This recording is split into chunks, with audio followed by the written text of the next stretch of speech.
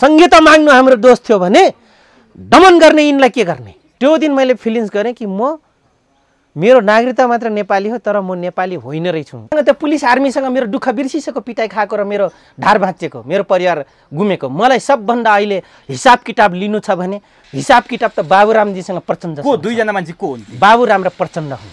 हिसाब किताब लिनलाई तयार रहनुहोस्। प्रचण्डले आजको दिनसम्म फेरि एउटा कुरा बुझ्नुपर्छ, प्रचण्ड भन्ने मान्छेले प्रचण्डले पर्नुपर्छ, तिम्रो घरभित्र घुसेर के गर्दै प्रतिक्रियावादले प्रश्न गर आफैले। अब तिनले प्रश्न हामीसँग गर्ने होइन, आफैले प्रश्न गर्ने हो। प्रचण्डले भुस निदाएर यत्रो ठालभरि भात खाएर देखेर सुतेको हामी देख्यौँ।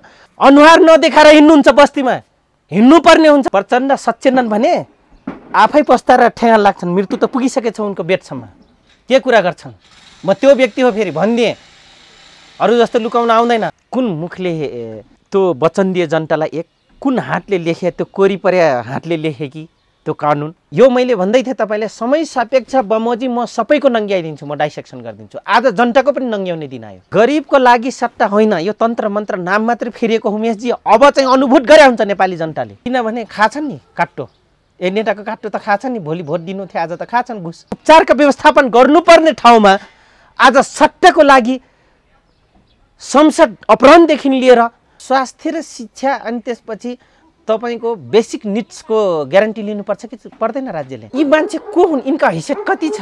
यी कसका निम्ति चुनाव लडेका थिए र हामी कस्तो व्यक्तिलाई नेता बनायो? जम्मै चिन्दछौँ त हामी, एक चिन्छौँ, एक हैसियत थाहा छ त सबै नेताको। यही बेला त अब गहिरो रूपले विश्लेषण नेपाली जनताले गर्ने बेला भयो कि हामी कस्तालाई नेता बनायौँ, कस्तालाई जितायौँ, यिनलाई त के गर्ने? अब ठुक्दिनु पर्ने उमेशजी है, चौबाटोमा ल्याएर मुखभरि ठुक्नु पर्ने, पिसाब फेरिदिनु पर्ने, गर्ने के? तँ खाँदै नखा, तँ हक्दै नहक, नमुट, कोठाभित्र बस, त दायाँ बायाँ बोलिस् भने तेरो खैरियत छैन समेत यिनले कानुन बनाएको छन्। त्यो वारा अध्यक्ष भेजा स्वाटलाई त थाहा होइन कि मैले जनताप्रति मेरो टाउकोमा कतिवटा विभाग छ, के मूल्य शासन चलाए।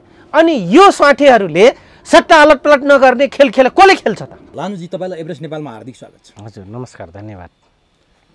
देश कोरोनाले आक्रान्त छ। यति बेला सरकारको, राजनीतिक पार्टीहरूको ध्यान कोरोनासँग कसरी लड्ने भनेर छलफल हुनु पर्थ्यो, अथवा प्रदेशको सरकार कसरी गिराउने, प्रदेशमा कसलाई मुख्यमन्त्री बनाउने, कहाँ कसरी दल फुटाउने, कहाँ दल अपहरण गर्ने, अथवा प्रधानमन्त्री ओली हटाउने र अविश्वासको प्रस्ताव ल्याउने, अथवा प्रधानमन्त्री ओलीले विश्वासको मत माग्ने बेला हो, अथवा कोरोना विरुद्ध एकगठ भएर लड्ने बेला हो? म यहाँबाट सुरु गरेँ। हजुर धन्यवाद। एकदम अहिलेको जल्दोबल्दो प्रश्न यहाँले गर्नुभयो उमेशजी, यसको लागि फेरि पनि धन्यवाद। अब यतिखेर देशको लागि कोरोनाले आक्रान्त भएको देशवासीहरूको निम्ति यिनीहरूले एकजुट भएर समस्याको समाधान खोज्नुपर्ने अवस्थामा जुन यहाँले प्रश्न गर्नुभयो, अस्ति देखिहाल्यौँ लुम्बिनी प्रदेशको पनि हालत होइन, कर्णाली प्रदेशको हालत देख्यौँ। अनि फेरि अविश्वासको प्रस्ताव ल्याउने फेरि गर्दैछन्, जबकि यिनीहरूले लेखेका छन् कि 2 वर्षसम्म अविश्वासको प्रस्ताव ल्याउन पाइँदैन। कुन मुखले त्यो वचन दिए जनतालाई, एक कुन हातले लेखे, त्यो कोरी परे हातले लेखे कि त्यो कानुन?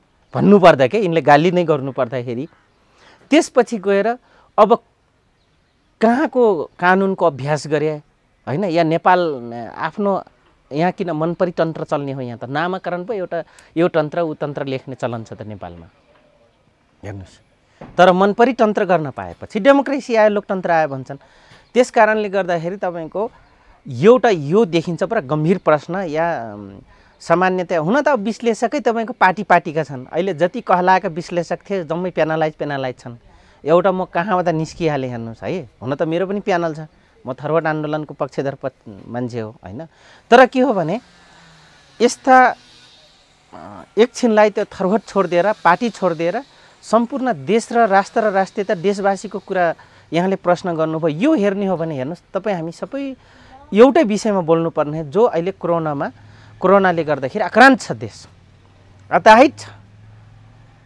आफ्नो देशमा यस्तो विकास गरेको इन्डिया त हेर्नुहोस् अक्सिजन नपुगेर हाल बेहाल छ। हेर्नुहोस् हाम्रो अक्सिजनको मात्रा कति छ र? जम्मी मैले थाहा पाइरहेको अक्सिजनको फ्याक्ट्री भने अब अहिले नयाँ आएको छ के अरे, यो 5-6 वर्षमा उमेशजी। नभए म जापानिज हलोबेटको खेती गरेको ठाउँमा के अरे माटी खेल भन्ने यहीँनिर ठानको थियो क्यामी ड्रग्सको माथि एउटा। अर्को हाम्रै के अरे भूतपूर्व माओवादी साथीहरूको चाहिँ लगानीमा भरतपुरमा चितवनमा खोलेको अहिले उहाँकै प्रचण्डजीकै एरियामा खोलेको चुनावी क्षेत्रमा खोलेको एउटा मैले देखेँ अलि ठुलो बिग भोल्युममा। हेर्नुहोस् अरू साना साना हुन् हेर्नुहोस्, तर अहिले फिलहाल जो सहयोगात्मक हिसाबले ल्याइरहेछ र यो कुरा कसले गर्नुपर्ने, जुन हस्पिटलले अक्सिजन नभई हुन्न त्यो हस्पिटलले के न 25% चाहिँ तपाईँको अक्सिजन प्रोडक्सनमा लाग्नुपर्ने, किन स्पेसलिस्ट त त्यही छन् नि, तर गर्दैन। अब यो आक्रान्त देख्न हामी बाँकी छ अझै। हुन त यो गर्दैन गर्नलाई इन्करेज गर्नुपर्ने सरकारले गरेन भने प्रमुख प्रतिपक्षहरूले सरकारको ध्यान आकर्षण गराउनुपर्ने। चुनावको बेला टी सर्ट र क्याप बाँड्नेहरू आज एउटा मास्क र स्यानिटाइजर बाँड्न सकिरहेको के भन्नुहुन्छ? यी दल, यी सरकार चलाउने दल, प्रतिपक्ष प्रमुख, अब नेतालाई गाली गर्नु भन्दा एउटा सामान्य नागरिकको हैसियतले सोध्दैछु। हजुर, अब यहाँ सुन्नुहोस्, यो कुरा त नेपाली जनताले सोध्नुपर्ने। तपाईँ पनि नेपाली जनता होला हो, म त खुट गएको छु त। मै आफै भोट माग्न जाँदाखेरि त उमेशजी तपाईँले पैसा दिन सक्छ र भनेको हुन् कैलाली क्षेत्र नम्बर 2 का जनताले। त्यसैले त म जितेको होइन नि त।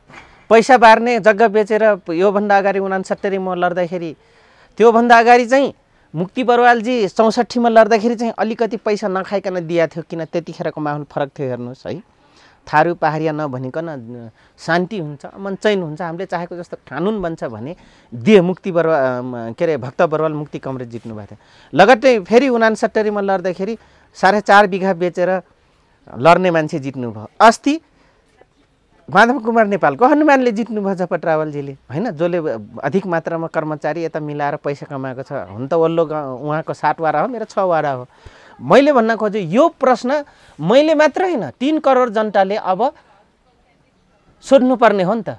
टी सर्ट, क्याब, विभिन्न पम्पलेट हुँदै नभएको यत्रो भमन्दर खर्चहरू गर्ने नेताहरू आज यहाँले प्रश्न गरे जस्तो साँच्चै नै कुन चाहिँ नेताले ट्याब्लेट बोकेर गएको छ? अस्ति त मासु र क्षयरोग लाग्ने रक्सी त खुवायो हो नि जनतालाई, तर आज बचाउनको निम्ति कोरोना भाइरसमा न्यूनतम गर्नको लागि क्लोराइडहरू, क्लोरिनहरू, क्लोरोफिलहरू, बायोक्लोरोफिलहरू जो मलेरियामा काम लाग्छ, त्यही त माया थियो अमेरिकाले इन्डियासँग। त्यसपछि गएर त्यसलाई लट्ठ्याउनको लागि यो भाइरस भनियो। हेर्नुहोस्, भाइरस होइन, one kind of the bacteria हो यो। अस्ति एउटाले बायोलोजिस्टको स्पेसलिस्टको भनेर अर्कै मिडियामा भनिदिँदाखेरि एउटाले डरो कमेन्ट्स लेखेको थियो। हेर्नुहोस्, सबै कुरा यसलाई थाहा हुन्छ र भने। अब उहाँहरू जस्तो हुन त हो, म धेरै कुरा जान्दिनँ। के कुरा जान्दिनँ भने एउटा त मैले नौटङ्की गर्न जान्दिनँ, दोस्रो कुरा म सत्यलाई सत्य र तपाईँको असत्यलाई असत्य भनिदिने कारणले एकतिर म यो जान्दिनँ, गलत नौटङ्की म रुवाई गर्न जान्दिनँ। चौथो कुरा म के जान्दिनँ भन्दाखेरि तपाईँको यो गलत मार्केट गर्न जान्दिनँ। र जो मेरो अगेन्स्टमा आउने व्यक्तिहरूलाई कस्तो घाटा पर्दो रहेछ भने यहाँ व्यापारी समेतलाई घाटा परेछ तपाईँ हाम्रो अन्तर्वार्ताले। पोलिटिसियनले त पऱ्यो कि त्यो पोलिटिसियन, गलत पोलिटिसियनलाई प्रयोग गर्ने र आफ्नो पक्षमा जहिले पनि जनतालाई घोरा चर्ने, बुई चर्ने आर्थिक रूपले जुन छ नि व्यापारी, तिनलाई पनि अस्ति प्रेसर परेर रहेछ। पछि मैले त्यसको उहाँको आइडी डिटेल गर्दाखेरि उहाँ व्यापारी परेको रहेछ कि उहाँको सबै अकुपेसनहरू। हेर्नुहोस् है, भने यो किसिमको मान्छे छन्। आज त्यस्ता नलायकलाई म भन्छु, अस्ति त्यो नेतालाई जिताउनको लागि तपाईँले पैसा दिनुभयो रक्सी खानालाई, क्षयरोग राख्नलाई। आज कोरोना लागेछ यहाँले प्रश्न गरे जस्तै, आज जाउँ त कमरेडहरू, बुद्धिजीवी भनाउँदाहरू, होइन, राष्ट्रिय सभा र केन्द्रीय सभा, प्रदेश, आज 3-3 करोड रुपियाँ एउटा जाब मेयर जित्नलाई 3-3 करोड रुपियाँ खर्च गर्ने मेयरहरू खै त कुनै ठाउँमा मैले देखाएको छैन त। कोरोनाको यो हो, मैले यति सहयोग गरेँ। त्यति मात्र होइन लानुजी, करोडौँका गाडी चढ्छन् मेयर, उपमेयर, उपाध्यक्ष, अध्यक्षहरू हो, पालिकाका, हजुर, नगरपालिकाका, गाउँपालिका, हजुर। तर यस्तो बिचल्ली पनि देखियो, ट्र्याक्टरमा राखेर मान्छेलाई उपचार गर्न लैजा। त्यति मात्र होइन, मैले मेयर, उपमेयर, अध्यक्ष, उपाध्यक्ष यी सांसदहरूको मन पोल्दैन। अनि राजनीति कसका लागि गर्ने? जनताको लागि कि आफ्नो लागि गरेका, आफ्नो परिवार ठाउँमा ल्याउनको लागि, आफ्नो गरिबीलाई धनीमा परिणत गर्नको लागि राजनीति गरे हुन्। त्यसैले त नेपालमा ठुल्ठुला आन्दोलन र जहिले पनि करप्सन भइरहेको छ त नेतालाई गाली गर्नु नेतालाई गरिसक्यो आजको दिनसम्म नेतालाई भन्दा अब यो मैले भन्दै थिएँ तपाईँले समय सापेक्ष बमोजिम म सबैको नङ्ग्याइदिन्छु म डाइसेक्सन गरिदिन्छु आज जनताको पनि नङ्ग्याउने दिन आयो आज यो अवस्थामा लाहानु चौधरी म खुद तपाईँले प्रश्न गर्नुभयो म खुद लगायत आम पब्लिकले अब नेतालाई प्रश्न गर्ने बेला आयो कि आएन तपाईँ हामी सबले प्रश्न गर्ने बेला आयो कि आएन हेर्नुहोस् करोडौँको गाडी चढ्छन् यहाँले भनिहाल्नुभयो 337 वटा स्थानीय लेभल छ अब तपाईँको न्यूनतम एउटा गाडी केही नभए पनि 1 करोडभन्दा माथि छ उसले घरमा 2टा राखे देखेको छु म अधिकांश मेयर उपमेयरको घरमा मैले 2टा गाडी देखेको छु एकदम न्यूनभन्दा न्यून नभए 3वटा 4वटा मैले देखिरहेको नेतैकै घरमा 3टा 4वटा छ हेर्नुहोस् मन्त्रालयको अझै नफर्काएको कति गाडीहरू लिस्टेड छ त्यो सचिवलाई त थाहा छँदैछ हामीलाई समेत थाहा छ कोले कुन अवस्थामा फिर्ता गरेन भने करोडौँ रुपियाँको नेपाली जनताको उहरू तपाईँको गर्ने अनि मन्त्रालयले देख्नु न कुहिएको देख्छ गाडीहरू उही प्राधिकरणको चाहिँ कुदिराख्ने विद्युत प्राधिकरण टेलिकम प्राधिकरण सिँचाइको चाहिँ म कुदे देख्छु गाडीहरू पुरानै गाडी लटहरू पनि चलेको म देख्छु हेर्नुहोस् है बाँकी अरू मन्त्रालयमा त गाडी कुहाएर जनताको पैसाको गाडी कुहाएर राखेका छन् हेर्नुहोस् है त्यही मन्त्रालयको चल्टो पुर्जो राम्रो बनाएर त्यही गाडी दिनुहुन्न थियो स्थानीयले त्यो नेपाली जनताको पैसाको गाडी होइन र हेर्नुहोस् यत्रो हस्पिटल घोटाला गर्नलाई बनाएर अचकल्टो छोड्या छन् हेर्नुहोस् आज त्यो कुनै कोभिड-19 को लागि कुन चाहिँ हस्पिटल म चाहिँ यति सय बेड मैले फ्री गरेँ यति घन्टालाई अथवा यो लटलाई भनेर कसैले भने देख्नु भएको छ हुन त उहाँहरूको नेतालाई भारी मात्र पैसा खुवाएर त्यति होइन लानुजी हैन काठमाडौँका केही निजी अस्पतालको बिल सार्वजनिक भएको छ एक रात मैले नेपाल मेडिकल कलेजको 50,000 यो सामान्य 15,000 तलब खान्छ अहिले सरकारको नियम अनुसार एउटा मजदुरलाई 15,000 तलब भनेको छ सरकार हो एकदम सही हो 15,000 तलब खाने मान्छेले 20,000 एक दिनको तिरेर कसरी ज्यान जोगाउने ल भनिदिनुस् अब के गरिबलाई लाग्दैन कोरोना यो तपाईहरुले प्रश्न उठाउनु पर्दैन सधैँ राजनीतिक नेताको आलोचना मात्र गरिबको लागि सट्टा हुँदै होइन विषयमा उठाउनु पर्दैन विषय गरिबको लागि सट्टा होइन यो तन्त्र मन्त्र नाम मात्र फेरिएको उमेशजी अब चाहिँ अनुभूत गरे हुन्छ नेपाली जनताले हुन त तिनका मटियारलाई चिट्टा दुख्ला मैले भने कुरा धेरै चिट्टा दुख्दछ तर तपाईहरुले मलाई मेरो माथि प्रश्न चिन्ह खडा गर्नुभन्दा तपाईका यस्ता व्यक्तिमाथि प्रश्न चिन्ह पहिला खडा गर्नु होला मेरो अनुरोध छ यहाँले जे भन्नुभयो अब मेडिकल कलेजले साधारण बेडको लागि तपाईको 20,000 रे अनि 2 जनालाई 10,000 रे 10,000 कन्सेसन गरेर पाँचै मानव एउटा परिवारमा 5 देखि 6 जना परिवार छन् रे सबले लाग्दियो के गर्ने त्यसपछि डिलक्स 25,000 रे सुपर डिलक्स एक दिनको हो त्यो 30,000 एक दिनको हो मैले त्यही भन्न चाहन्छु नेपाल मेडिकल कलेजको मैले पनि अब नेपाल मेडिकल कलेज ठीक छ आज यति पैसा के को निम्ति तिर्ने मैले भन्न खोजे के का निम्ति तिर्ने नेपाल सरकारलाई यदि नेपाल सरकारको नेपाल मेडिकल कलेज हो भने 10 हुँदैन थियो र न्यूनतम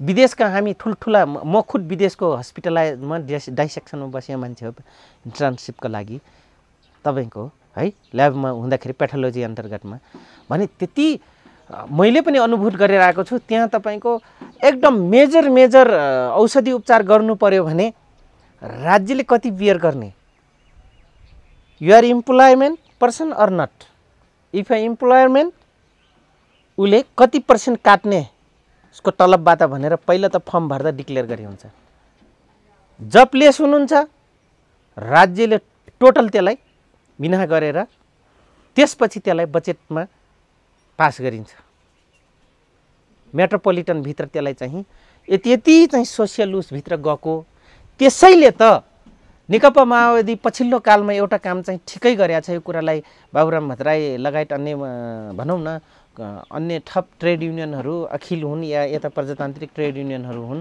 एउटा कुरा राम्रो कहाँनिर ल्यायो भन्दाखेरि सामाजिक सुरक्षा भत्ताको जुन कुरा आयो नि त्यो सामाजिक सुरक्षा भत्ता त ल्यायो त अब स्वास्थ्य र शिक्षा अनि त्यसपछि तपाईको बेसिक निड्सको ग्यारेन्टी लिनुपर्छ कि पर्दैन राज्यले त्यो लिँदैन म तपाईले एउटा अनुभव म सुनाऊ म त्यो दिन मैले यो राज्यको नागरिक होइन भनेर म काठमाडौँ बस्दा धेरै पल्ट भन्दा मसँग दुईटा अनुभव खतरा अनुभव छ हेर्नुस् जगजाहेर अनुभव के 2072 सालको भूकम्प हुँदाखेरि तिमी यहाँको होइन भनेर डिएसपीले मलाई एउटा तिरपाल दिएन,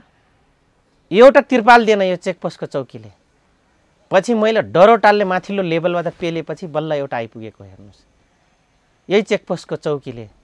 त्यो दिन मैले फिलिङ्स गरेँ कि मेरो नागरिकता मात्र नेपाली हो, तर म नेपाली होइन रहेछु। एक अर्को फिलिङ्स मैले गरेँ, आजभन्दा 5 वर्ष अगाडि म यो जमिनमा नआउनु अगाडि तपाईँले राज्य कति अनुत्तरदायी हुँदो रहेछ एउटा नागरिकप्रति भन्ने म जान्दैछु। आफै म साइन्सको स्टुडेन्ट हो, त्यही लाइनको ल्याबको रिसर्चर।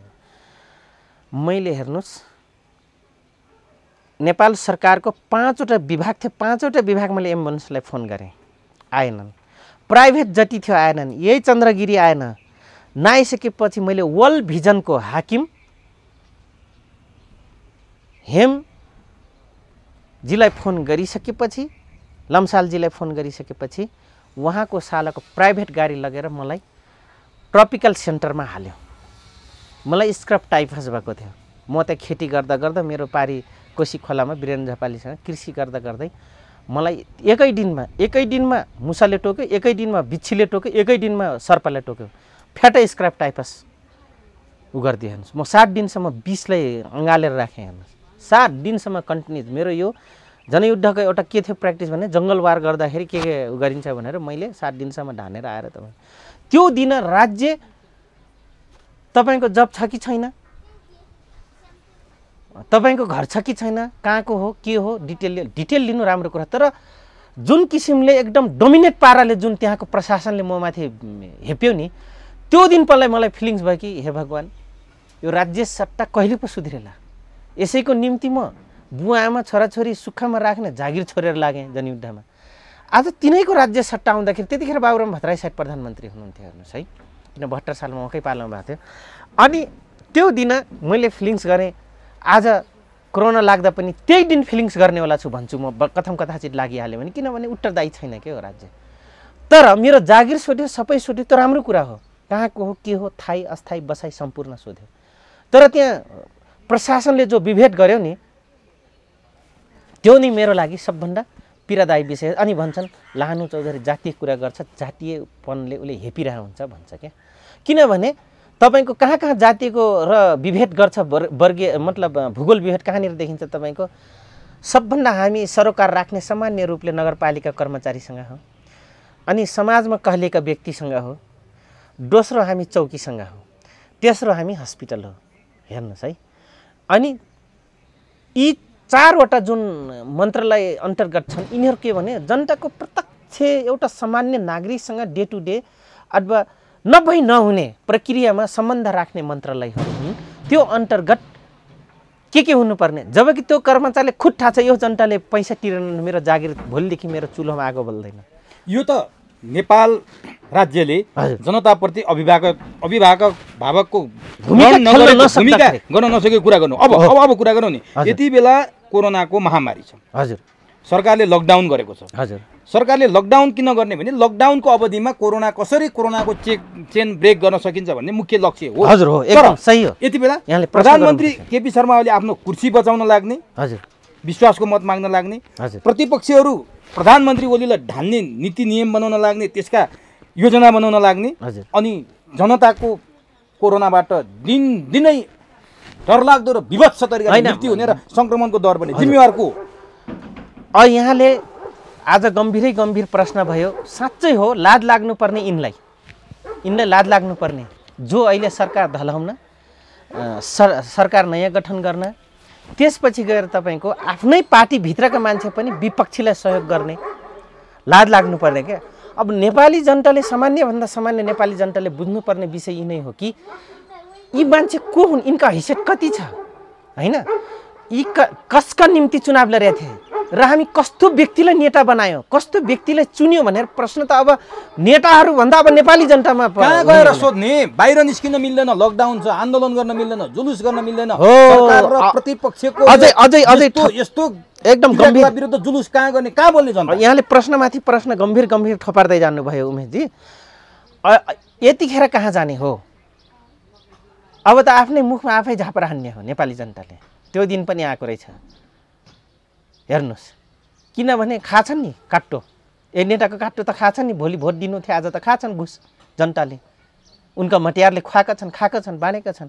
त अब आफ्नो गाला आफै झापा राख्ने हुन्छ। नेपाली जनताप्रति आज मेरो पहिलो प्रश्न अब वज्रपात, खोप मै हुँ भनेर कमेन्ट्स लेख्ने र दुनियाँ भन्ने साथीहरूले मित्रहरूलाई मैले यही भने, अब आफ्नो गालामा आफै झापा राख्नुहोस्, अथवा आफ्नो मुखमा आफै थुक्ने बेला भइसक्यो, थुक्ने बेला आइसक्यो, आकाश फर्केर थुक्ने बेला आएन र यहाँले भन्नुभयो सर के आक्रान्त छ, अब किन नगरौँ त सरकार धलाउने र नधलाउने गेममा उमेशजी। यिनी अर्को आउँदा पनि के गर्ने होला छन् र, जम्मै चिन्दछौँ त हामी, एक चिन्छौँ, एक हैसियत थाहा छ त सबै नेताको।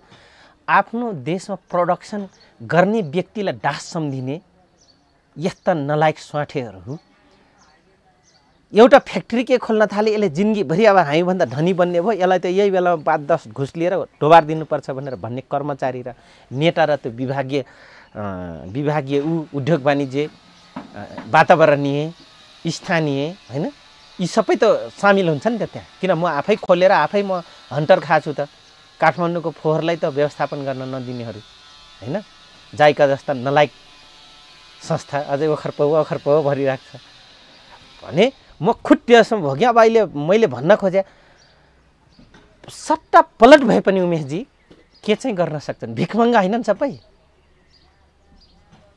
भिख मागेर चलाउनेहरू हुन् नि त।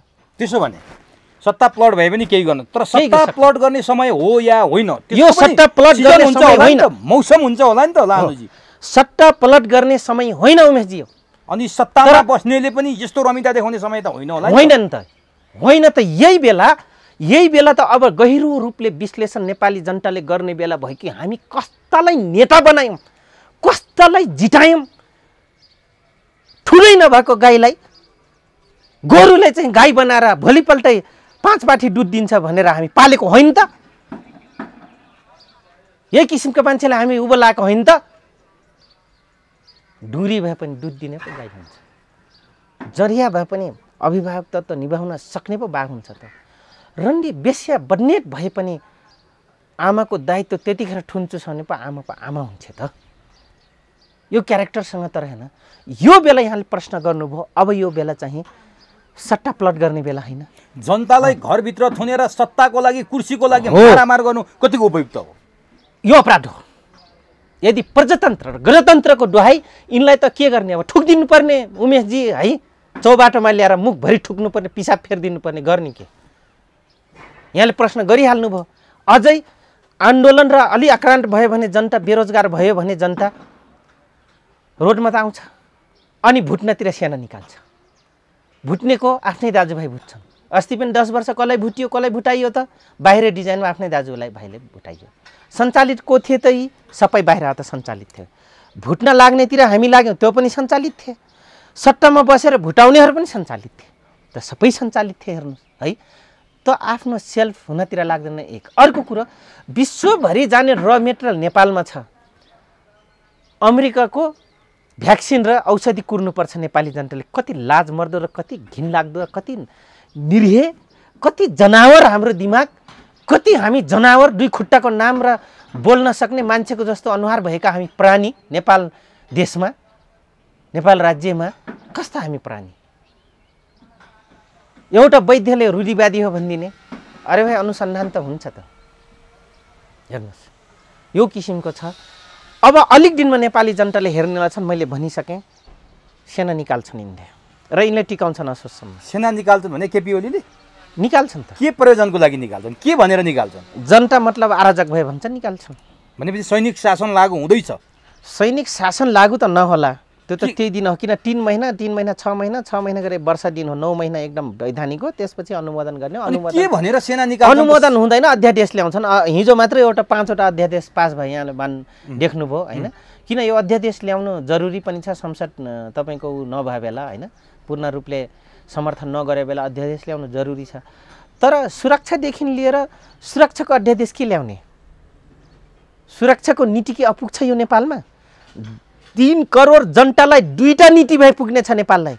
तपाईँ हेर्नुहुन्छ भने सुरक्षा निकायको यत्रो छ त्यो कानुन, त्यो कानुन हेर्नुहुन्छ भने जनतालाई त खाँदै नखा तँ हक्दै नहक न मुट कोठाभित्र बस त दायाँ बायाँ बोलिस् भने तेरो खैरेत छैन समेत यिनले कानुन बनाएको छन्। अझै त्यो कानुन त नेपाली जनताले कहाँ जानेछन् र त्यो मूल्याङ्कन हेर्छन्। यसो मुद्दा पऱ्यो भने फौजदारी देवानी मुद्दा यिनीहरू हेर्ने हो।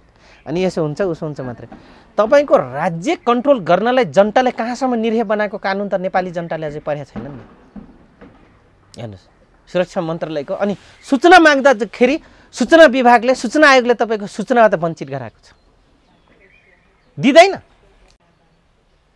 अनि हिजो मात्र के भन्नुभयो प्रधानमन्त्रीजीले? सही सम्प्रेषण गर्नु।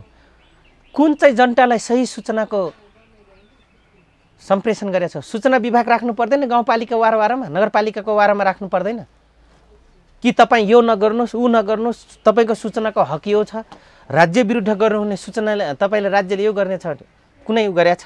मैले त्यो वारा अध्यक्ष भेजा स्वाटलाई त थाहा होइन कि मैले जनताप्रति मेरो टाउकोमा कतिवटा विभाग छ, कतिवटा विभाग हुन्छ। तपाईँ मानिलिनुहोस् एउटा गाउँपालिका अध्यक्ष र नगरपालिकाको अध्यक्षकोमा जतिवटा राज्यको अङ्गको जति पनि नीति निर्माण छ त्यो सबै एउटा मेट्रोपोलिटन मेयरको उसमा विज्ञ हुनुपर्छ। किनभने प्रत्यक्ष जनतासँग सरोकार राख्ने विषय होइन र राज्यको प्रत्येक अङ्गहरू थाहा छैन। एउटा मैले देखेछु यहाँ मात्र होइन, मेरो गाउँमा खुद मेरै नगरपालिकाको म कुरा गर्छु उमेशजी, लगायत अरूको छोडिदिनुहोस्। मेरै नगरपालिकामा एउटा कानुन अधिकृत राख्न सकेको छैन महादेव बजगाईले। किन त भन्दाखेरि उसको विरुद्धमा भोलि कुरा उठ्ला भनेर उसले कानुन अधिकृत राखेको छैन। महिला हिंसा हुन्छ, बालबालिका सम्बन्धी हेर्ने, बुढापाकालाई हेर्ने, युथ सम्बन्धीको काउन्सिलिङ गर्ने, राज्यप्रति तिमी यो उत्तरदायी हो, राज्य तिम्रो प्रति यो दायित्व पुरा गर्छ भनेर तपाईँको काउन्सिलिङ गर्ने एउटा काउन्सलर तपाईँको विज्ञ भएको राख्न सकेका छैन। अब मान्नुहोस् के मूल्य शासन चलाए। अनि यो स्वाठेहरूले सट्टा अलटपलट नगर्ने खेल कसले खेल्छ त? यो किसिमको यिनीहरूको चरित्र। अब यो केन्द्रको सत्ता उलटपुलटमा आउनुभन्दा अगाडि अलिकति प्रदेशमा जाउँ है। हजुर। तपाईँ जनजातिहरू, हजुर, तपाईँ थारूहरू, तपाईँ मधेसीहरू, हजुर, तपाईँ सम्पूर्ण सीमान्तकृत भनिएकाहरूको एउटा माग थियो नि सङ्घीयता। हजुर, तपाईँ स्वीकार्नुहुन्छ यो? हजुर, माग थियो, एकदम थियो। ६२-६३ को आन्दोलनपछि गणतन्त्र आयो, सङ्घीयता आयो, धर्मनिरपेक्षता आयो। आज स्थानीय, प्रदेश र केन्द्रीय तीनवटा तहको सरकार छ। हजुर। तर आज प्रदेशमा मौलाइएको भ्रष्टाचार, प्रदेशमा विकृत विसङ्गत बनेको राजनीतिले तपाईँहरूलाई अलिकति पनि चित्त दुख्दैन लानुहोस् यो सङ्घीयताको लागि लडेको? हेर्नुहोस् त तपाईँहरू के को लागि ल्याउनु भएको छ सङ्घीयता? तपाईँहरू होइन हिजो सङ्घीयता खोज्ने, आज के भयो हेर्नुहोस् त। अब यहाँले पहिला जनजाति आदिवासी के अरे सीमान्तकृत भन्नुभयो होइन। एउटा हामी माथि मैले अस्ति मात्रै ४७वटा आइएलओले दिएको धाराको डिफिनेसन र 2048 पछि जनजाति प्रतिष्ठान खडा गरेर त्यसको दिशानिर्देशिकाहरू, कार्यदिशाहरू र त्यसको विधान हेर्दाखेरि र टिल नाउ अहिलेसम्म विभिन्न आयोगहरू गठन गरेको त्यो विधान र कानुन हेर्दाखेरि उमेशजी म अलिकति विमति पोख्छु। आदिवासी जनजातिको त सेकेन्ड ग्रेड नागरिकको दर्जा दिए रहेछ। यो मूल्य नेप्ते भेजा स्वाटहरू त्यो हनुमानहरू कसैले थाहा रहेनछ, कसैले थाहा रहेनछ कि राज्यले दोस्रो नागरिकको दर्जा दिए रहेछ भनेर। सबभन्दा बेटर आदिम अवस्थादेखि बसिआएको यहाँको मूलवासी भने भए हामी पनि सन्तुष्टि हुन्छ। त्यो मूल्य थारू कसैले त्यो नेतालाई थाहा रहेनछ कि ट्राइबलर पुपिल भनेको नेसन अफ दि गाइडलाइन्समा चाहिँ के हुन्छ भने they are the second generation of nation of human people. मानवता भएको दोस्रो दर्जाको नागरिकको दर्जा भएको त्यो देशको नागरिक हो भन्ने उसको सिधा भन्नुपर्दा उसको परिभाषा हो। एउटामा तपाईँले गरेको प्रश्नमा यहाँनिर मैले फरक पाटालाई मैले दिन खोजेँ। अब यहाँले भन्नुभयो कि सङ्घीयता हो, सङ्घीयताको लागि लडेको हो। सङ्घीयताको लागि किन मुद्दा छोड्यो प्रचण्ड भन्छन् भने यो मुद्दा नेकपा माओवादीको थिएन उमेशजी। यो मुद्दा भलादमी एकजना अग्रज कमरेड दाई हुनुहुन्छ सुरेश आलेजी, एमएस थापाको विधान लिएर आएर यता केन्द्र सदस्य पट्काउनु भएको थियो। उहाँले त्यो जस्ताको तस्तै त्यो के अरे जनशक्ति के अरे जनमुक्ति पार्टीको एमएस थापाको विधान लिएर आएर यहाँ प्र्याक्टिस गराइएको थियो। सिधा कुरा तर पनि युरोपियन युनियनले पछि के गर्यो र युएनले कि तिमी यही मुद्दा सम्हाल, नत्र तिमी चाहिँ यो यो यो यो हामीले यही सोसियल वर्क गर्न लागेको, तिमी पनि यही सम्हाल, यो सम्हाली एवेरनेस गरेनौ भने तिम्रो राजनीतिक अगाडि बढ्दैन भने यतायता पनि घोद्यो बाबुराम र प्रचण्डलाई। यतायता के गर्यो भने होइन हाम्रो पनि मिसन चलिराख्नुपर्छ, अब हामी सोसियल वर्क सँगसँगै हाम्रो चाहिँ धार्मिक होइन धर्मले पनि अलि विभेद गर्यो भन्नेतिर जाने भनेर त्यो गर्यो। अनि अर्को के गर्यो त भन्दाखेरि तपाईँको अब चाहिँ तिमी राजनीतिक रूपले उड्दैछ भनेर उनीहरू सिधै नेकपा माओवादीको र संहिताको पक्षमा गए। किन भन्दाखेरि अब म तपाईँलाई भन्छु संहिता चाहिने थियो नेपालमा। वर्ल्ड फेडरलिजमको कन्सेप्ट यहाँ ल्याएर लडाइँ लडेकै हो नेकपा माओवादीले। पछिल्लो कालमा निकै राम्रो ऐतिहासिक परिभाषाहरू गरिया थिए, मतलब किताबमा दस्तावेजमा र विभिन्न मोर्चाहरू गठन गरिया थियो के अरे उमेशजी। तर पछि युरोपियन युनियनले कहाँनिर मौका पाए त हो सङ्घीय हुनु राम्रो छ। सङ्घीय भयो भने एउटा मुख्यमन्त्रीलाई किनिदिएपछि खम्पाहरूलाई तिब्बतलाई अथवा हाम्रो गतिविधि गर्न दिन्छ भने एउटै स्टेटमा मात्रै हामी गतिविधि सोसियल वर्कको नाउँमा गऱ्यो भने त हामी चाइनालाई अथवा इन्डियाको राम्रो कुरा त हामी ल्याइपुर्याउँछौँ। हेर्नुहोस् है। एक अर्को कुरो यहाँले भन्नुभयो भ्रष्टाचार मौलाइरहेछ, अनि यो त भ्रष्टाचार गर्नलाई त संहिता गठन गरेर रहेछन् त। यदि यिनीहरू स्पेसल भइदिए भए, स्पेसलिस्ट राखेर संहिता गरे भए, बेसिक प्रिन्सिपल त छ नि संहिताको। त्यति मात्र होइन, राजनीतिक विकृति हेर्नु त अपहरण त्यही छ, अल्पमतले त्यही अल्पमत। अनि गुन्डागर्दीबाट गएकै हुन् त उमेशजी। के अरे गुन्डा पारा नदेखे के हुन्छ?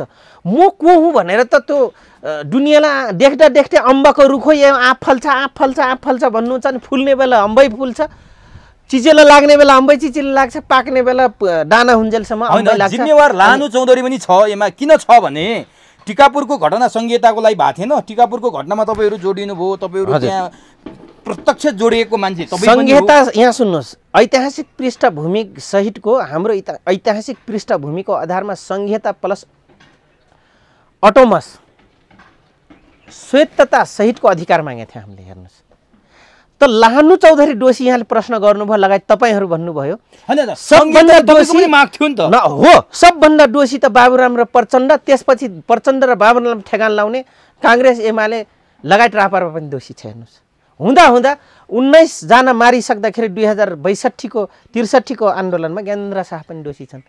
त्यसमुनि रहेका पुलिस आर्मी कर्मचारी गलत मुद्दा भिराउने, हुँदै नभएको गलत मुद्दा भिराउने जिउँदैछन् त। रामुराज कडेरिया मलाई भिराउने, मेरो बुढियालाई भिराउने, वामन प्रसाद न्युपाने जिउँदैछन् त।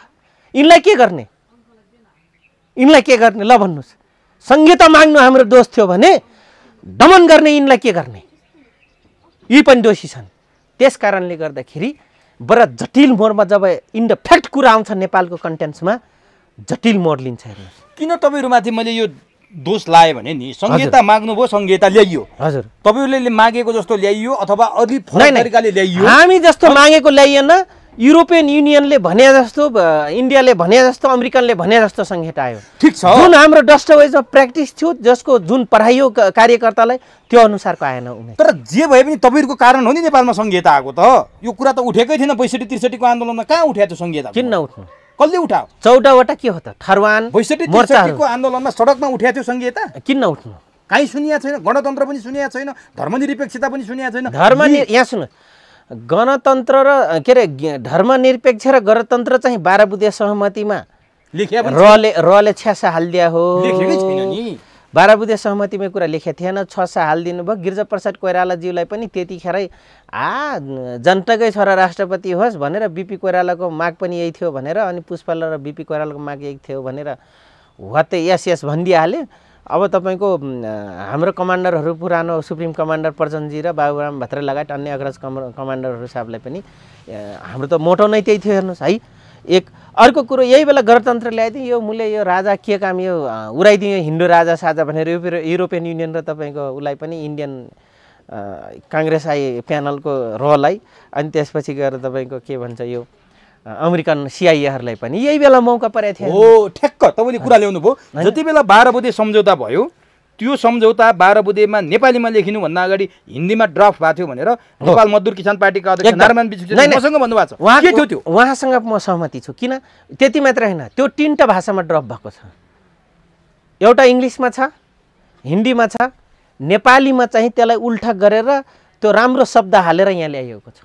भनेपछि भारतले नै बनाएको हो यो सबै 12 बुँदे? सबै 12 बुँदे भारतकै अन्डरमा भएको हो, भारतले डिजाइनमा भएको हो, सिआइएकै डिजाइनमा भएको हो। आज किन त्यो 12 बुँदे सम्झौता अल्पत्र पर्ने अवस्थामा पुग्यो त? गणतन्त्र नै को हो, गणतन्त्रको संरक्षक भन्ने र संहिताको संरक्षक को हो भन्ने अवस्थामा पुग्यो? कारण के हो त यो?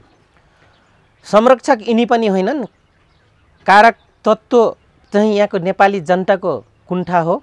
नेपाली जनताको अधिकार नदिने यहाँका शासकले गरेपछि कारक तत्त्व यो भने गणतन्त्रसम्म रोज्नको लागि यसका मोबिलाइज पर्सन आज जो सट्टामा छन् सबैजना सञ्चालन गर्ने व्यक्ति यो घेराभन्दा बाहिर छन्। केही एजेन्सी पिउसहरू यहाँ छन्, अब जो नेपाली अनुहारका छन्, जो नेपाली नागरिकता प्राप्त गरेका छन्, जो पावर सेन्टरमा नेपालको पनि टपन ठाउँमा छन्। जस्तै म तपाईँले एमसिसीकै कुरा गर्दाखेरि मैले गर्दाखेरि तँलाई डर लाग्दैन? युवराज खटिवडाको विरुद्धमा जाने यो थारू को हो भन्ने तपाईँकै मिडियामा कमेन्ट्स लेख्नेहरू छन्। आज तिम्रो युवराज खटिवडा को हो त भनेर मैले त्यतिखेर बोलिदिँदाखेरि डर लाग्दैन भनेर धम्की समेत आयो होइन। अहिले युवराज खटिवडा को रहेछन् त थाहा पायो नि त। त्यस कारणले गणतन्त्र ल्याउने एजेन्सी पनि को हुन्? सब नेपाली जनता अडियन्सहरू, दाजुभाइ दिदीबहिनीहरू सब जागजाहेर हुनुहुन्छ। गणतन्त्र तिम्रो यही हो त भनेर प्रश्न भनिदिनु भयो। अमेरिका र भारतले नेपालमा राजा हटाउन खोजे हो, गणतन्त्र ल्याउने उनीहरू हो, किनभने उनीहरू नेपाललाई सिक्किम र भुटानीकरण अझै भन्यो भने फिजीकरण गर्न चाहन्थे, त्यसको लागि राजा फाल्न खोजेको थियो भन्नुभयो हो। सत्य थियो यो? यसमा यही नै हो, सारतत्व नै यही हो। अनि किन प्रयोग भएको? किन भन्दाखेरि अब म तपाईँलाई तपाईँ पनि माओवादी हुनुहुन्छ? होइन, म तपाईँलाई भन्दैछु फिजीकरण र उसको कन्सेप्ट आउँदाखेरि के फिजीकरण भनेर एउटा अस्ति एकजना के शाहले समथिङले मेरो कमेन्ट्स लेख्नु भएको थियो। थारू तैँले बोल्दैमा इन्डिया हुने हो र भनेर यसरी भनेको थियो त्यो मान्छेले। अनि तिम्रो बाजेले त गोवारमा बेचिदिएकै छ त, एउटा साडी बनाएर साडीको नाममा तिम्रो शाह वंशले त बेचेकै हो त। के अरे भजनीनी र लालबोझीको 755 नम्बर पिल्लर नि हामीले नदेखाएर म त्यहीँको जनता हो। त्यो अडियन्स मैले शाहलाई दिएको जवाफ हो कि यो। पछि मैले उ गरेँ, ठकुरी शाह रहेछन्। अर्को कुरो फिजीकरणको कुरा यहाँले ल्याउनु भयो। आज 1950 कराउने आज कहाँ मरेछन्? त्यो लेखनाथ न्युपाने होइन, त्योभन्दा अगाडिको देवेन्द्र पराजुली, त्यसपछि त्यो कृष्ण केसी वामदेव कहाँ फुटेर जाँदाखेरि त्यो युथ फोर्स कहाँ मरेछ? आज 1950 को सन्धिको विरुद्ध लेख्ने 1950 को सन्धिको कुरा आइसकेपछि ठिक छ, यो त तिम्रो बाजेसँग मैले त इस्ट इन्डिया कम्पनीसँग पो सम्झौता गरेँ, अब तिम्रो नेतासँग सम्झौता गर्छु भनेर तपाईँको 1950 को सन्धिको अर्को रूप 1000वटा सन्धि गरेको छ। 1000वटा प्रत्येक प्रधानमन्त्री, मन्त्री, सचिव आउँदा र राजनीतिक नेता आउँदाखेरि 1000वटा तपाईँको फाइल छन् इन्डियामा, नयाँ किसिमको सन्धि गरेको छ। त्यो अझै 1950 को सन्धिभन्दा खतरनाक छ। बीपी कोइरालाले गरेको म घाँटी जोडेर जान्छु राजासँग मेलमिलापको कार्यक्रममा भनेर त्यो दिल्ली सम्झौता भन्थ्यो, त्योभन्दा खतरनाक 12 बुँदे सम्झौता भएको छ, लखनऊ सम्झौता। यो कुरा बुझ्ने आज त्यो कराउनेहरू, आफूले क्रान्तिकारी भन्नेहरू, आफू स्वच्छवादी भन्नेहरू, आज ती कमरेडहरूलाई म प्रश्न चिन्ह खडा गर्न चाहन्छु। र त्यो मजदुरको अधिकार छैन भनेर कृषि मजदुरको होइन, औद्योगिक मजदुरको कुरा उठाउने आज त यो 3 नम्बर क्षेत्रको प्रदेशको के अरे कानुन मन्त्री छ त्यो जमर कट्टेल भन्ने जन्तु होइन। आज अहिले त राजीनामा दिइसक्यो, उनी नेकपा माओवादी केन्द्रको सांसद मात्रै हुन्। अब त त्यो दिएर केही पनि होइन, दिएर केही हुनेवाला छैन, बुझ्नुभयो? मतलब तिनले जो भाषणमा बक्थे त त्यही विनोद चौधरी, त्यही खेटान गोयल, झुनझुनवाला, मक्खनहरूसँग अगेन्स्टमा जान सक्यो त? सक्यो? गएन नि। त्यो मजदुरको नेता जमर कट्टेल जान सकेन नि। एउटा बागमती प्रदेशको कानुनको मैले देखाएको छु, त्यसले पास गरेको कानुनको उहरू। कुनै दिन प्रसङ्ग आउँछ तपाईँले फाइल वाइजै मैले धारासहितै म भनिदिन्छु। मैले भन्न खोजेँ जमर कट्टेलले बनाएको पास गरेको कानुन मन्त्री मात्रै होइन, त्योभन्दा खतम छ हाम्रो सुदूरपश्चिमको, त्योभन्दा खतम छ त्यो 1 नम्बर प्रदेशको कुरा छोडिदिनु न। राजधानी जोइन भएको प्रदेशको प्रदेश कानुन बनाउने व्यक्ति हेर्नुहोस् र त्यो बनाउने विधायिकाहरू हेर्नुहोस् भने अरू प्रदेशसँग यहाँले के एक्सपेक्ट गर्नुहुन्छ, के आशा गर्नुहुन्छ? अनि नेपाली जनताले ठुक्क होइन त? नेपाली जनता आज कोरोनाको बेलामा, कहरको बेलामा आज प्रश्न गर्ने बेला भएको छ। जनता के गरिरहेछन्? औषधि पुगेन भनेर घर घर पुग्ने बेला, रोजगार, मान्छेको बसाइ व्यवस्थापन, रोजगार व्यवस्थापन, वातावरण व्यवस्थापन ट्रभल सुगमताको व्यवस्थापन, औषधिको व्यवस्थापन, भइपरि आउने प्राथमिक उपचारका व्यवस्थापन गर्नुपर्ने ठाउँमा आज सट्टको लागि संसद अपहरणदेखि लिएर तपाईँको केनबिजदेखि लिएर एउटा भेडा बाख्रा दसैँको बलिको बोका बन्ने जस्ता हरकण्ड गर्छन् यिनले। अनि नेपाली जनता ठुक्क होइनन् त यस्ताले भोट दिने। त्यसकारण नेतालाई अब कम दोष दिउँ, हामी नै दोषी रहेछौँ। अब नि लानुजी, हजुर, तपाईँहरूले संहिताको लागि माग गर्नुभएको थियो, यो खालको संहिता खोज्नु भएको थिएन, जुन खालको संहिता तपाईँले अघि व्याख्या गर्नुभयो नि। हजुर, त्यो संहिता यहाँ सुन्नुहोस्, अझै म भनिदिन्छु संहितामा के हुनुपर्छ। त्यहाँको जनताको आय स्रोत, आफूलाई रुरल डेभलपमेन्टको स्टुडेन्ट भनाउनेहरूलाई मैले भन्दछु, रुरल डेभलपमेन्ट मात्रै होइन, त्यसको अपोजिट शिक्षा करिकुलममा पर्नै विषय त्रिभुवन युनिभर्सिटीमा अर्बन डेभलपमेन्ट, रुरल डेभलपमेन्ट योभन्दा अगाडि नेपाल थियो र रुरल डेभलपमेन्टकै कन्सेप्टबाट तपाईँको आफ्नो गाउँ आफै बनाऊ, गाउँ फर्का अभियान, पञ्चवर्षीय योजना, ब्लू बुकमा जो लेख्यो योजना आयोगमा, त्यसपछि तराईका सबै 10 वर्षभित्र ग्राभिल हुने, पहाडी इलाकामा दुर्गम ठाउँमा चाहिँ न्यूनतम ट्र्याक खोल्ने भनेर जो कन्सेप्ट बजेट भाषण गरिएका थिए, यो रुरल डेभलपमेन्टको एउटा बेसिक प्रिन्सिपलको एउटा थ्योरी थियो, यो पुरा भयो। अब हामी 337वटा स्थानीय कार्यपालिका बनाइसकेपछि अब हामीले सँगसँगै अर्बन शहरी विकासलाई पढाउने कि नपढाउने, एक यसको बेसिक प्रिन्सिपल संहिताको खाकामा आउनुपर्ने। 2 प्राकृतिक रिसोर्सेसहरू के हुन्, नेपाली जनताको इन्कम सोर्सेसहरू के हुन्, पर इन्कम पर व्यक्ति कति छ त्यो हो, शिक्षा प्रणाली के हो, त्यहाँको स्थानीय लोकलको जनसङ्ख्याको मेजर जनसङ्ख्या के हो, न्यूनभन्दा न्यून 0 पोइन्ट पपुलेसन लेस कुन समुदाय हो, त्यसको बेसिक लोकल कल्चर के हो, कस्टमरी संस्कृति कानुन र संस्कृति के हुन्, त्यहाँको माइनियर ग्रुपको त्यो हो, अन्तर्राष्ट्रिय उसले गेन गर्न सक्ने आन्तरिकदेखि बाहिरी पर्यटन, आन्तरिकदेखि बाहिरी इन्कमको सोर्सेस माध्यम ओइहरू के हो, यो संहिताको मूलमर्म थियो, एक हुनुपर्ने बेसिक प्रिन्सिपल हो संहिताको। अहिलेको संहिता विद्यमान संहिताबाट उनका मालिकले पैसा खर्च गर्यो, तिमीहरूको मैले 2069 र के अरे 74 को चुनावलाई हामीले पैसा दिएको थियौँ, तिमीहरूको मुताबिक होइन कि हामीले सजिलो हुने मतलब अन्तर्राष्ट्रिय शक्तिले खेल्न सक्ने र फेरि पनि डोन्डा रहिराख्ने संहिताको खाका कोर्दिएका यिनले हुन्। यहाँको त्यो तीन वटा तपाईँको पार्लियामेन्टको सिटमा बसेर भुस निदाएर यत्रो ठालभरि भात खाएर देखेर सुतेको हामी देख्यौँ। तिनले लेख्थे सिसिडीमा डाक्टर बुद्धि कार्की हुनुहुन्थ्यो उमेशजी, अल्फाबेटको सेराटन होटलनिर अल्फाबेट बिल्डिङमा, त्यहाँ म कतिचोटि गएँ। एउटा सांसदलाई अन्तर्राष्ट्रिय कानुन, अन्तर्राष्ट्रिय कन्स्टिट्युसन, संविधानहरू, संवैधानिक इजलासहरू, लोकल गभर्मेन्ट्सको इम्प्लिमेन्ट, इन्भल्भमेन्ट, कार्यपालिका न्यायपालिकाको समन्वय, कार्यपालिकाले गर्नुपर्ने कुराहरू, जनतासँग हुने रिलेसनसिपहरू के हुन् भने सिकाउनको लागि सिसिडी खोलेको थियो। त्यहाँ कोही जान्दैन थियो। कति पढ्नु भएको छ भनेर म 1-2 जनालाई सोधेँ, उनीहरूलाई त के सामान्य थारूले सोध्यो भने उनलाई पनि थाहा रहेनछ माओवादीको तपाईँको सचिवालयको सचिव हो, अहिले थरवटको आन्दोलनको कन्सेप्टकार हो भन्ने थाहै रहेनछ। हजुरलाई किन चाहियो भने एकजना स्वाठी, अब नाम नलिम, माओवादी केन्द्रमै छ सालले भेजा स्वाट, माओवादी केन्द्रकै हो। पछि म लानु चौधरी चिन्नुभयो, तपाईँ के मलाई प्रश्न गर्नुभयो भने मैले त के उल्लु कुरा गर्नुहुन्छ, तपाईँ सांसद बनिहाल्नुमा तपाईँ भोलि पर्सि समाजमा अनुहार नदेखाएर हिँड्नुहुन्छ, बस्तीमा हिँड्नुपर्ने हुन्छ। तपाईँ जस्ता सांसदले कानुन यदि कमजोर बन्यो भनेको आज लुकेर हिँड्ने धेरैजनाको हालत छ। धेरैजना काठमाडौँमा घर बनाएर डोबाएर गाउँमा जानु नपरोस् भनेर हिँडिरहेछन्। हामीले नचिने हो र त्यो अनुसारको कानुन बनाए र त्यस्ता व्यक्तिलाई युरोपियन युनियन र सिआइए र सोनिया गान्धी र प्यानलले प्रयोग गर्यो। उमेशजी, आज हामीले गरेको 10 वर्षमा प्र्याक्टिस 14वटाको कन्सेप्ट जो थियो त्यो अनुसार प्रचण्डलाई पनि के गर्ने भइहाल्छ, त्यसपछि मेरो हाई नै हट्छ भनेर त्यही मूल्य हरि स्वाठेले प्रचण्ड भन्ने मान्छेले नै त्यहाँ सिद्ध्याउनको लागि इन्भल्भमेन्ट भयो। म पूर्ण हुन जाँदैछु।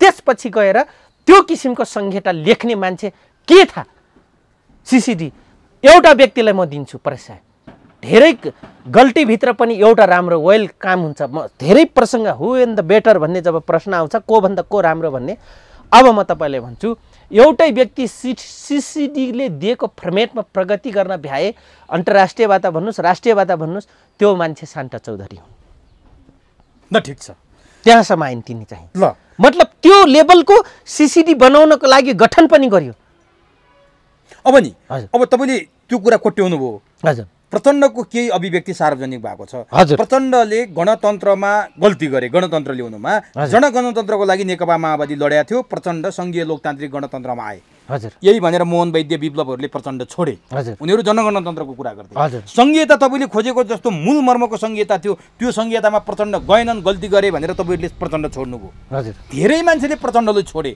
हिजोका जनयुद्धमा प्रचण्डसँगै सहभागी भएका मान्छेहरू प्रचण्डले सम्झौता गरे संसदीय व्यवस्थामा भनेर आरोप लाग्छ तर प्रचण्डको अभिव्यक्ति के छ भने मैले यति भए पनि उपलब्धि ल्याए 10 वर्ष जनयुद्ध र 19 दिने जनआन्दोलनबाट यही उपलब्धि पनि गुम्ने खतरा थियो टेकेर समाजवादमा जाने कुरा साथीहरूले बुझेनन् जुन कुरा त्यो सम्भव थियो अन्तर्राष्ट्रिय सबै तिनले प्रश्न हामीसँग गर्ने हैन आफैले प्रश्न गर्ने हो प्रचण्डले हो यहाँले गुड प्रश्न गर्नुभयो ठिक छ पाएको उपलब्धिले हामी प्रगति राखौँ त यति मात्रै राखौँ भनेकै हुन् यसमा डिमट रहेन प्रचण्डसँग तर प्रचण्डलाई एकचोटि होइन दुईचोटि प्रधानमन्त्री बनाउँदाखेरि लातीले गेरा हेरे जस्तै के पेडा हेरे कि गेरा हेरे त्यतिखेर प्रचण्डले यदि उनले भनेका प्रश्न कि हामीले यति भए तापनि जनगणतन्त्रसम्मको हाम्रो मकसद थियो तर हामी संहिता गणतन्त्रसम्म आयौँ भन्नुहुन्छ भने उहाँलाई दुईचोटि चाहँदा नचाहँदै हामीले पनि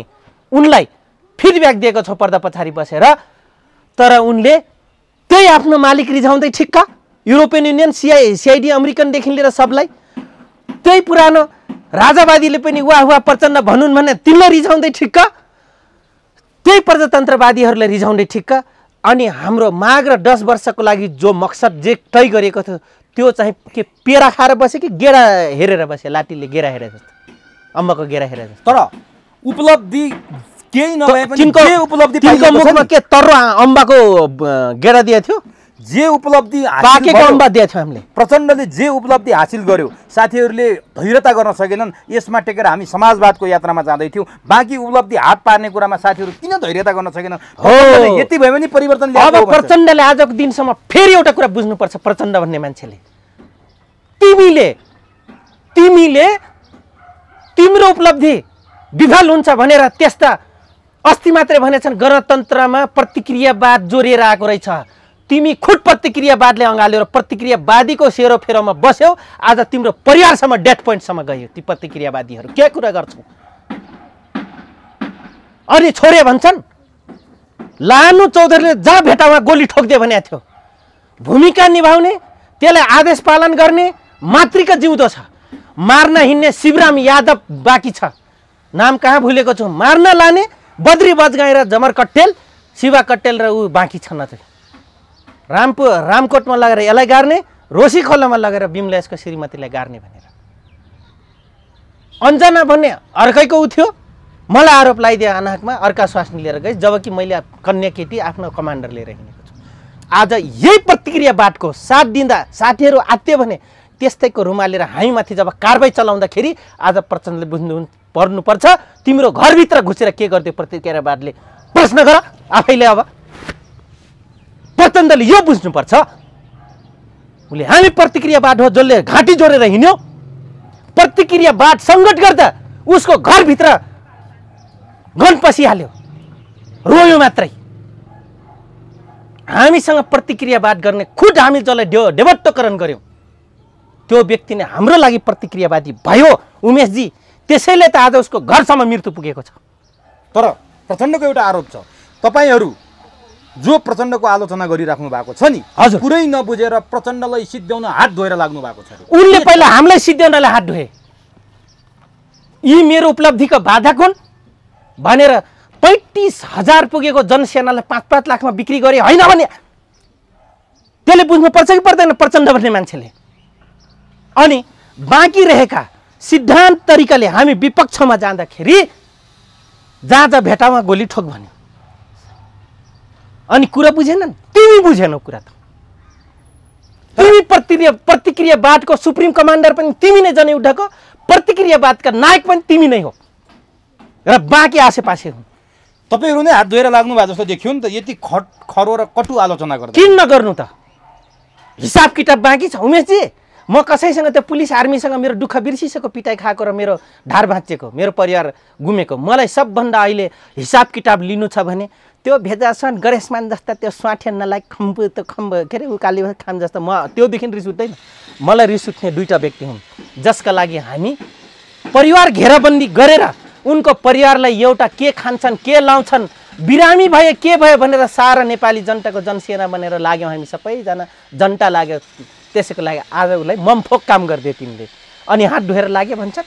हिसाब किताब त बाबुरामजीसँग प्रचण्ड को दुईजना मान्छे को हुन्? बाबुराम र प्रचण्ड हुन्। तपाईले हिसाब किताब माग्नुपर्ने लिनलाई तयार रहनुहोस् आदरणीय जनसमुदायहरू र कमरेडहरू। यी हुन् प्रतिक्रियावादका भित्र्याउने, यिनै हुन् प्रतिक्रियावादसँग घाँटी जोड्ने, यिनै हुन्। तपाईँ हामीलाई सिद्ध्याउनको लागि प्रतिक्रियावादको नम्बरिङ दिने, नाउँ दिने, 3 पुस्ता खोलिदिने यिनै हुन्। तर प्रचण्डले के भन्छन् भने नि लानुजी, हजुर, मैले गर्दा नेपाल प्रचण्डकै कारण आज विश्वमा चिनिएको छ। एउटा विद्रोही नेता शान्तिपूर्ण आन्दोलनमा आएर चुनाव जितेर प्रधानमन्त्री भएर फेरि समाजवाद नपढाउनु प्रचण्डले धेरै पढाइसके।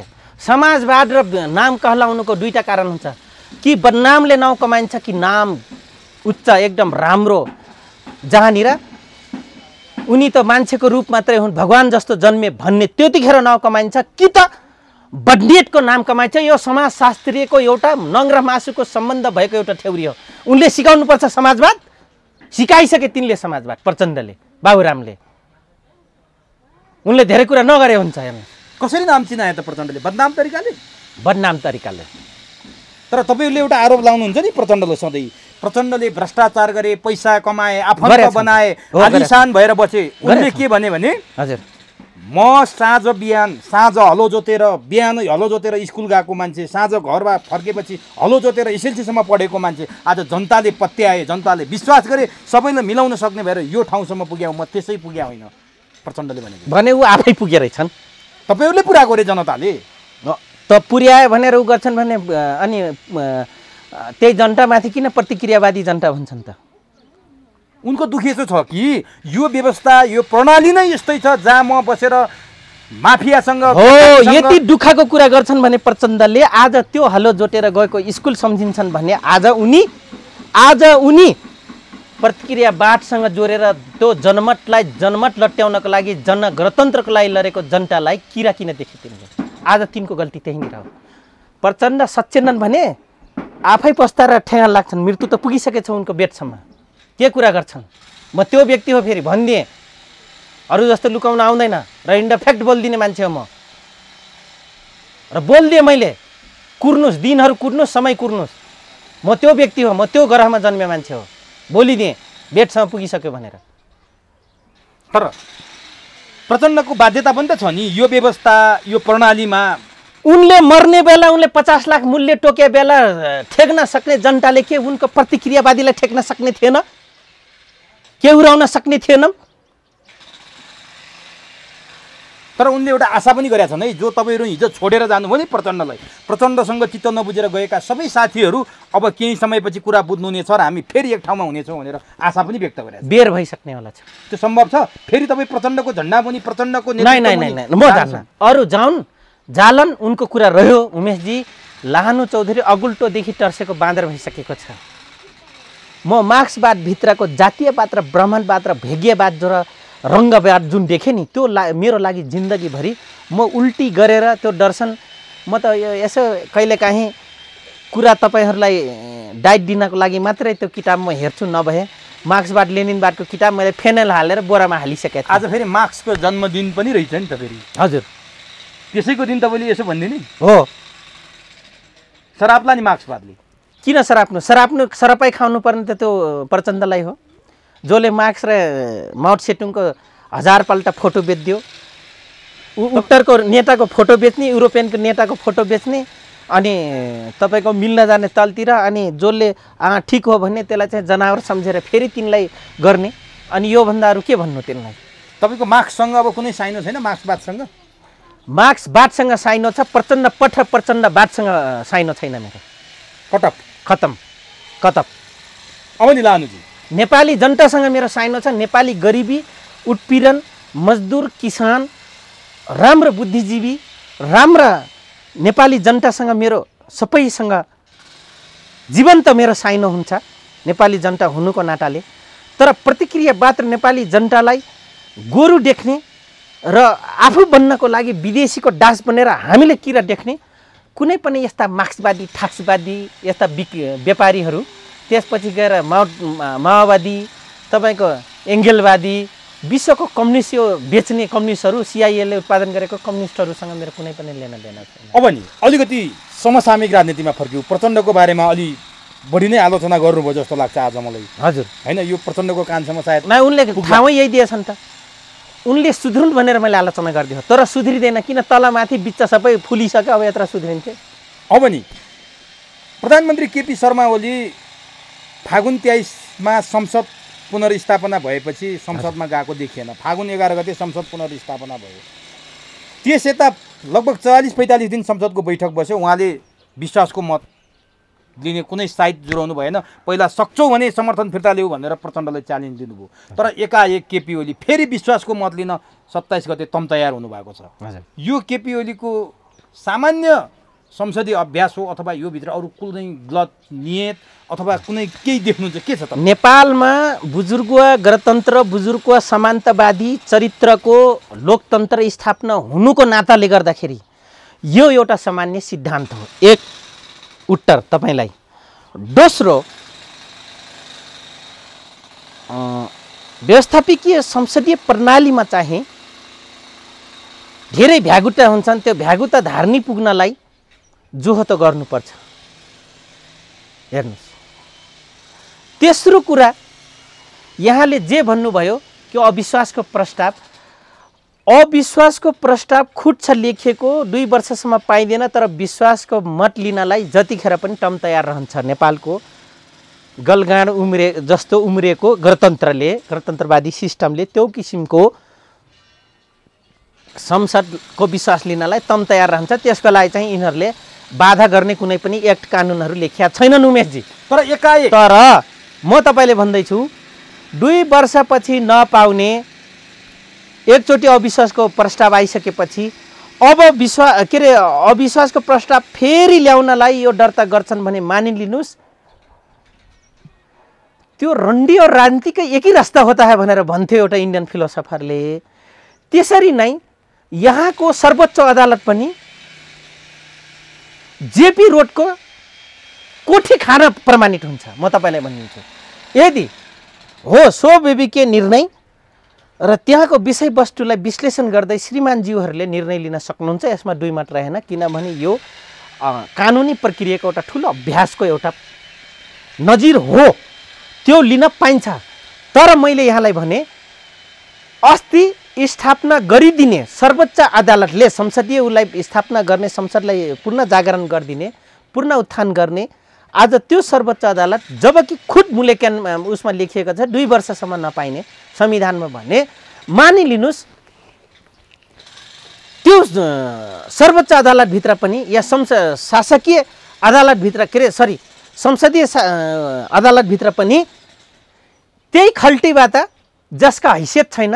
नेपाल त्रिभुवन युनिभर्सिटीको आङ्गिक क्याम्पस नेपाल ल क्याम्पसले चाहिँ सर्टिफिकेट दिदियो, जसको नलेज त्यो एउटा बाख्रा चराउने भन्दा बेटर निच्छ भन्ने प्रमाणित हुन आउँछ। यदि फेरि अविश्वासको प्रस्ताव जायज छ भन्यो भने चाहिँ योभन्दा अरू म विश्लेषण गर्दिनँ उमेशजी। तर विश्वासको मत प्रधानमन्त्री ओलीले एकाएक किन माग्नुभयो होला भन्न खोजेँ क्या मैले। अघि मैले भने त, अघि मैले भनिसकेँ कुनै गडबडी छ यो भित्र। अब व्यवस्थापिकीय संसद प्रणालीमा योभन्दा गडबड के हुन्छ त उमेशजी? अब अल्पमतमा पर्नु हो भने के गर्नुहुन्छ प्रधानमन्त्री? राजीनामा दिनुहुन्छ? विकल्पै त्यही हो। यदि दिनु भएन भने के हुन्छ? जसरी प्रदेशको कुरा गर्नुहुन्छ भने उहाँले नदिकन अध्यादेश ल्याउनुहुन्छ, अर्को अध्यादेश। हिजो मात्रै 5 वटा अध्यादेश जारी भएको छ। सुरक्षा निकाय अरू मलाई ठिक लाग्यो, जस्तै अहिले सङ्क्रमणकालीन हो स्वास्थ्यको ल्याउनु भयो होइन, ठप जनतालाई अनुशासित समेत गर्नको लागि महामारीको बेलामा चाहिँ लिनु स्वाभाविक कुरा हो उमेशजी। तर अब सुरक्षाको जुन अध्यादेश आयो, अन्य अध्यादेश ल्याउनु त्यो पनि मलाई ठिकै लाग्यो सूचना सम्बन्धीको। अब सूचना र जुन सुरक्षाको जुन अध्यादेश ल्याउनु पनि यो अब तपाईहरूले पनि गहन विचार गर्नुपर्ने भने, किनभने वाक स्वतन्त्रको पहिलो कुरा उठाउने पत्रकारिता विषय नै हो। पत्रकार महासङ्घ र विभिन्न पत्रकार अङ्गका व्यक्ति हुन् या सङ्घ संस्था हुन्, मिडियाहरू हुन्, मिडिया हबहरू हुन्, सबैजनाको एउटा पहिलो दायित्व हुन आउँछ। सूचनाको हक के छ भनेर कुरा जाहेर गर्ने तपाईँहरू नै हो। त पहिलो कुरा जनता सँगसँगै तपाईँहरूमाथि पहिले अट्याक हुन्छ। त्यस कारणले जुन सूचनाको हकको सूचनाको जुन आएको छ, पत्रकार महासङ्घलाई खबरै नदिकन जुन अध्यादेश आएको छ यसमा विचारधीन गर्नुपर्ने बेला भयो। के रहेछ भनेर तपाईँ विश्लेषक सहित लिएर सूचनाको प्रत्येक नागरिकको यो अध्यादेशको बारेमा त मैले बुझेको हो। जब प्रधानमन्त्री ओली हजुर 121 सांसदको नेतृत्व गर्नुहुन्छ नेकपा एमाले, त्यहाँ पनि माधव नेपाल समूहले प्रधानमन्त्री ओलीलाई भोट हाल्छ हाल्दैन थाहा छैन। हजुर जनता समाजवादी पार्टी पनि यही अवस्थामा प्रधानमन्त्रीलाई एकगठ भएर सहयोग गर्ने अवस्थामा छैन। माओवादीले समर्थन फिर्ता लिइसक्यो। हजुर नेपाली काङ्ग्रेसले विपक्षमा मतदान गर्ने कुरो भनिसक्यो विश्वासको मतको। भने प्रधानमन्त्री ओलीको गणितीय आधारमा विश्वासको मत पाउने आधार के छ त? अब हेर्नुहोस्, उहाँको विरुद्धमा भनेको उहाँको आधा झलनाथजी र माधव कमरेड र के भन्छ भीम रावल कमरेडहरू मात्रै हो, उहाँको प्यानलको हस्तीहरू भनौँ न। अब अर्को विपक्ष भने माओवादी केन्द्र हो। अब उहाँले विश्वासको मत लिनलाई त अझै पनि ठाउँ छ त उमेशजी। कसले सहयोग गर्छ? ताल परे रापरवालाई कलिङ गर्न सक्नुहुन्छ उहाँले। होइन, रापर जसपालाई त फुटाएर कलिङ गरिसक्नु भयो उहाँले। जसपा फुट्छ एकदमै। कौन सा सिद्धान्त? एउटा सिद्धान्त बोकेको बाबुराम भट्टराई गएको भनेको तिनी पनि त्यही आलुमाथि कुहिएछन्। के हुन्छ जसपा? आजको दिनसम्म तपाईँको मधेसमा तराई, अब आफूले मधेसी भन्ने पूर्वी तराईमा राजनीति गर्नेहरू कुन चाहिँ सिद्धान्तमा कसले चाहिँ पार्टी खोल्यो र?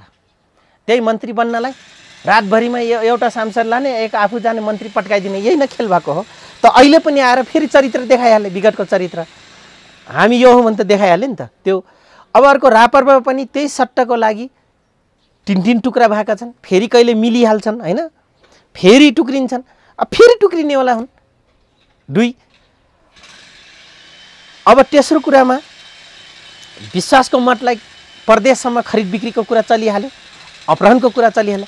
अब कतिवटा अपहरण गर्छन् अझै हेर्नु होला, अझै त एमसिसीकोमा अपहरण हुनै बाँकी छ।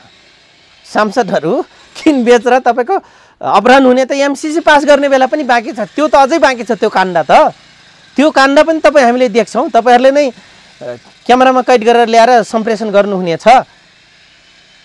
होइन, मैले जान्न खोजेँ नि हजुर, माधव नेपालको समूहले केपी ओलीलाई विश्वासको मत दिएन भने, हजुर जसपाले पुरै मत दिएन भने, हजुर त अल्पमतमा पर्नुभयो त ओली के गर्नुहुन्छ त्यति बेला? मैले भन्दैछु त रापरवाल ल्याउनुहुन्छ। रापरवाले नै पुग्दैन नि, बहुमत त पुर्याउनु पर्यो। मैले अर्को चरित्र प्र्याक्टिस भइसक्यो उमेशजी, प्र्याक्टिस भइसक्यो किनबेच र अपहरणको। त्यो प्र्याक्टिसबाट पनि सफल हुनेवाला छन् क्या यिनीहरू। अब नि मैले के जान्न खोजेँ भने माधव नेपाल नेकपा एमालेको मान्छे, नेकपा एमालेको वरिष्ठ नेता माधव नेपाल, प्रचण्ड, उपेन्द्र यादवहरू बसेर, शेरबहादुरहरू बसेर केपी ओली विरुद्ध समीकरण गराउँदै हुनुहुन्छ। अनि केपी ओलीले कसरी पाउनुहुन्छ विश्वासको मत? उमेशजी, यो अध्यादेश ल्याएर उहाँले पुर्याइदिनुहुन्छ क्या असोजसम्म, स्थानीय चुनावसम्म। भने केपी ओलीको सरकार ढल्दैन? आजसम्मको गेममा उहाँ ढल्नुहुन्न भन्ने छ। बढी गरे भने आन्दोलन भयो, कोभिड-19 छ भन्नुहुन्छ, सेना निकालिदिनुहुन्छ। अघि सुरुकै प्रश्न यहाँले गरिसक्नुभयो, जनतालाई ठुनेर उहाँले यो गर्दै हुनुहुन्छ। जनता त ठुनिसक्यो। भनेपछि माधव नेपाल झलनाथहरूको हालत के हुन्छ त? उहाँहरू त सामूहिक राजीनामा दिने तयारीमा हुनुहुन्छ भन्ने कुरा आइरहेछ। केपी ओलीलाई मत नदिने तर प्रत्यक्ष निर्वाचित सांसदहरूले सामूहिक जुन दिन, किनभने डोगला कम्युनिस्ट यिनीहरू पनि हुन् उमेशजी है। आज यिनै व्यक्तिले गर्दाखेरि कम्युनिस्ट गन्डा भएको छ, पुरानै कम्युनिस्टहरूको गन्डा खेलले गर्दा त्यसैमा मिसिन आइपुगेको माओवादी केन्द्र हेर्नुहोस् होइन। यो कम्युनिस्टहरू पहिला राजीनामा दिन अनि यसको ठप विश्लेषण गरौँला। यो के हुने अब? किन यिनीहरूको म भर पर्दिनँ के उमेशजी, भर पर्दो मान्छे होइनन् नि यिनीहरू। तपाईँ हामी बरु एक गाँस भुको मरेर बरु बसौँला, चित्त बुझाउँला यो झुप्रोभित्र। यी जन्तु यस्ता हुन्, यिनले चित्त बुझाउँदैनन्। जसपा एक रहने सम्भावना देख्नुहुन्छ कि देख्नु? म तपाईँले भनौँ गधाले र घोडाले मसिनो ट्यान्द्र डुबो घाँस खाएर पनि अब म बाँचिहाल्छु भन्ने सन्तुष्टि लिन्छ, उही सबभन्दा बढी डर छ। हात्तीले यसमा त धेरै पात रहेनछ, तेरो रुखको काम छैन भने लात्तीले जलतिर हालेर सुरले निफानेर हुर्याइदिन्छ खोलातिर। हेर्नुहोस् भने अहिलेको कम्युनिस्टको चरित्रहरू मैले त्यही हात्तीसँग कम्पेयर गरेको छु। अब म अन्तिममा छु। हजुर, तपाईँले दीपक मनानेको बारेमा पहिला पनि चर्चा निकै गर्नुभएको थियो। तपाईँ त्यो जनयुद्धको दौरान कहाँ कहाँ के जिम्मेवारी थियो त्यो जाँदा तपाईँलाई हजुर त्यो बारेमा तपाईँ धेरै बोल्नुभएको थियो। दीपक मनाङेको पृष्ठभूमिको बारेमा धेरै चर्चा गरिरहनु पर्दैन। हजुर हो, गण्डकीमा उहाँले मन्त्री पठाउनु भयो, नै ठुलो कुरा होइन। यसलाई धेरै तरिकाले सामाजिक सञ्जालमा कतिले आलोचना गरे, कतिले समर्थन गरे। तपाईँले कसरी लिनुभएको छ? नै यसलाई पनि धेरै ठुलो कुरा नलिउँ। कुरा के हो भन्दाखेरि उमेशजी, यो देश रक्तरञ्जितहरूले नै देश चलाउने रहेछन्। अथवा नेता बन्नलाई चाहिँ दुनियाँलाई यस्तै गर्नुपर्छ। जनयुद्धमा जे गरे, बिपी कोइरालाले जे गरे, यसै खुराफाती गर्ने, अर्काको सास्नी भगाएर टप्काएर ल्याइदिने, कसैको करप्सन गरेपछि ठाडठाडा के गर्छस् भन्ने। र दीपक मनाङे बने यसमा म त ठुलो कुरा हुँदैन भन्छु। तर अब चाहिँ निहुर्यो, शिर कसको निहुर्यो? त्यो गर्ने त्यो भ्रष्टाचारी पुलिसलाई चाहिँ शिर निहुर्यो। स्यालुट त हान्नु पर्यो नि पुलिसले। पर्यो, त्यसैले त म खुसी छु। तर रमेश खरेलले त जो गर्दै नगर्ने त्यसलाई अपराधी बनाएर समात्ने पुलिस, जो हजारौँ मुद्दाको बयानलाई स्वीकारेको छ र हजारौँ मुद्दाको उसलाई गरेको छ, स्वीकारे पनि छ, त्यो मान्छेलाई मन्त्री बनाएर सलुट ठोक्छ नि दियो मूल्य स्वास्नी पाल्ने पुलिसको के कुरा गर्नु। ठिक, दीपक मनाङे जस्तो यहाँ आइपुगे। अनि नेपालको कानुन कस्तो बनेर रहेछ नि, कस्ता कस्ता हुन्छन्। एउटा खल्तीको नातेदार, एउटा गर्लफ्रेन्ड होइन, एउटा गर्लफ्रेन्ड खल्तीको मान्छे सांसद बन्न आउने, अनि संरक्षण गर्ने डनहरू आउने रहेछन् भन्ने त अब नेपाली जनताले बुझ्नुपर्छ। त्यसै त नेपाली जनता आफै ठुका आफ्नो मुखमा। अब तर माथि खरेलले त फ्याउरे गुन्डा भनेर संज्ञा दिए मन्त्रीलाई, हेर्नु त हो। उहाँले भनेको कुरा पनि ठिकै हो, फ्याउरे गुन्दै हो होइन। उहाँको आफ्नो तर्फबाट विश्लेषण ठिकै पनि। उहाँले त फ्याउरे गुन्डा बनाउनु भएको छ। डिआइजी हुन्जेलसम्म पोस्ट बढ्ला कि पैसा ल्याउला कि भनेर रमेश खरेल मात्र होइन, उहाँ एउटा अग्रज हो होइन। रमेश खरेल मात्र होइन, रमेश खरेल लगायत अग्रजहरूलाई म के अनुरोध गर्छु भने त्योभन्दा अगाडिका पनि रमेश खरेलभन्दा पछिका हुतियारा मूल्यहरू पनि फुलीधारीहरू पाठ सिका आजदेखि। तर तिम्रो नलायक भक्ति दर्शन, तिम्रो नलायक त्यो आदर्श देशभक्ति, तिम्रो नलायक देशको लागि मर्छु भन्ने, स्वास्नी पार्नलाई मर्छु भन्ने तिम्रो फुली गए ऊ गुलेली खेल्दा यही हो मेरो। तर केपी ओली जसरी चुनाव जितेर आउनुभयो, दीपक मनाङे त्यसै गरी चुनाव जितेर आउन्, मनाङवासीको मत जितेर आउन्। केपी ओली प्रधानमन्त्री हुन पाउने, चुनाव जितेर मनाङे मन्त्री हुन नपाउने, किन आपत्ति तपाईँहरूको? नै, आपत्ति म त केही पनि छैन। मैले भन्न खोजेँ त्यो चरित्र कहाँसम्म आयो, टुप्पोसम्म। त्यो चरित्र हेर्नुपर्ने हुन्छ। अनि हामी कुन चरित्रको पक्षमा छौँ, कस्तो चरित्र भएका व्यक्तिको वकालत गर्दो रहेछौँ भने बुझ्नु परेन आफू यहाँ गाउँ समाज देशमा ठुलो भनाउँदाहरूले। त्यसो भए अब भनिदिनुहोस् अन्तिममा, हजुर, दीपक मनाङे मन्त्री बन्ने, कोभिडको बेला सत्ता समीकरणमा लाग्ने, जसपा सिद्धान्तविहीन पार्टी आज मिल्ने भोलि फुट्ने, हजुर, आज अहिले भर्खर अविश्वासको प्रस्तावमा हस्ताक्षर गर्ने, भरे मन्त्रीको शपथ खाने, आज चाहिँ नि म शङ्कर पोखरेललाई समर्थन गर्छु भन्ने, भरे माओवादी प्रवेश गर्ने। अब म तपाईँलाई नेपाली राजनीति आज म तपाईँलाई भन्नु यहाँ कसरी सफल छ म भनिदिन्छु, कुन बादले सफल पार्छ भनेर। धर्म सम्बन्धी लडाइँ भरे, सबैको धर्म कागजमा लेखियो या एउटा खेस्टामा लेखियो, इङ्क बनाएर। गुजर ज्ञानो भन्ने थाहा छ यहाँलाई?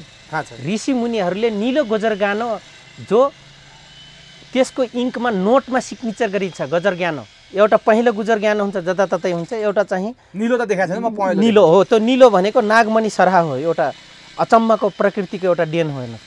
त्यो गुजर ज्ञानको इङ्क बनाएर लेख्थे अरे। कामी विचारले फलाममा लेखेछ अरे धर्मशास्त्रका मन्त्रहरू। सब जलाउँदा त फलाम यत्रो जर्थ्यो त्यो कोडाली पाटोमा। जलिसकेपछि ठुलो त कामी हुने भयो। त्यसपछि उच्चतम समुदाय बाहुन्थ्यो। अरे त जाँड खाने कुया, जाँड खानेले के थाहा उसलाई त, कुया जाँड खाए बेलुका लट्ठी हाल्यो होइन। त्यसपछि के गर्यो भन्दाखेरि तिमी ल्याउ न त्यो मन्त्र त मलाई पो थाहा हुन्छ त, तिमीलाई थाहा हुँदैन, तिमी काम गरे गर्छौ, मैले पो वकालत गर्ने हो भनेर कोदालीको पाटो गाईको उसबाट लगेर आज सारा संसार चलाइदिए। त यहाँ लेख्ने सिद्धान्तहरू आज म के भन्छु यो राजनीतिज्ञहरूलाई, सिद्धान्त आज त्यो मधेसी भनाउँदाहरू सिद्धान्तबद्ध छैनन्, सिद्धान्त लयमा छैनन्, लोजिकल छैन, मन्त्री बन्न आइपुग्छन्। तर एमाले काङ्ग्रेसहरू चाहिँ बिपीवाद बनेछन्, मार्क्सवाद बनेछन्, एउटा सिद्धान्त कोदाली पाटेको मन्त्र बोकेर हिँडेछन्। हो, यो कोदाली पाते मन्त्र बोक्न र चोर्न र यसलाई डिफिनेट गर्नको लागि तयार हुनुहोस् भने म अनुरोध गर्न चाहन्छु। अनि बल्ल सफल हुन्छ, नभए यहाँ सफल हुँदैन। हस् लानुजी, नमस्कार, हस्, धन्यवाद। अत्यन्तै महत्त्वपूर्ण भनाइराख्नु, यसको लागि तपाईँलाई हार्दिक धन्यवाद। हस्।